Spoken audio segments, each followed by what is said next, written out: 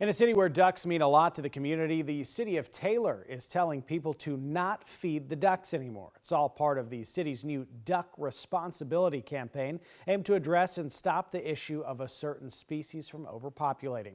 Kevin Bosker spoke with the city about why they say it's necessary, and he shows us how some residents feel about the change. Bull Branch Park in Taylor, one of the city's many homes to ducks. Ducks have always been here as long as I've lived here. Raul Temez knows how special the ducks are to the city. Even Taylor's high school mascot is a duck. As long as I've ever known, we've been Taylor Ducks. And even my daughter, when she was in high school, she was a mascot and she was a duck. So it was always exciting. But now, the city wants to control how many ducks call Taylor home. Signs like these have been put up which say don't feed the ducks. Betsy Schultz is Taylor's interim director of Parks and Recreation. They're so used to people feeding them that their first instinct is to come to the humans.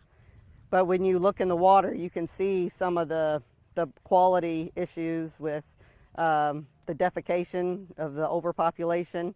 But you can also see where they're bobbing and looking for food. They have tiny minnows in there. They have food in there that they can eat. And this is where they need to be, is in the pond, eating their food from their natural food source. Schultz says that the Muscoi Ducks, which are considered an invasive species, are threatening native ducks, as well as vegetation and waterways in the city parks. Residents have shared about, having the duck feces on the sidewalks and their children playing in the park, crawling on the grass, playing in the grass, and there's duck feathers. So all of that is an issue. Duck management is not a new concept. Natasha Moore, an urban wildlife biologist with Texas Parks and Wildlife, says New Braunfels did something similar years ago. There were high levels of E. coli in the water, and when they did testing to determine where those E. coli levels were coming from, a good chunk of that was from wildlife as well as waterfowl.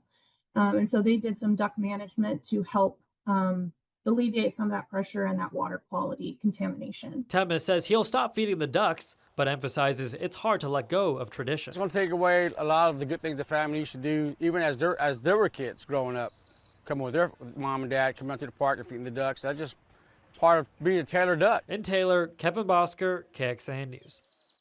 As part of the campaign, the city also plans to conduct egg addling to prevent duck eggs from developing and hatching. The process involves trained professionals locating duck nests where eggs may gently be shaken, coated in a thin layer of food-grade oil, or temporarily removed. You can read up more on that process in this story online at KXAN.com.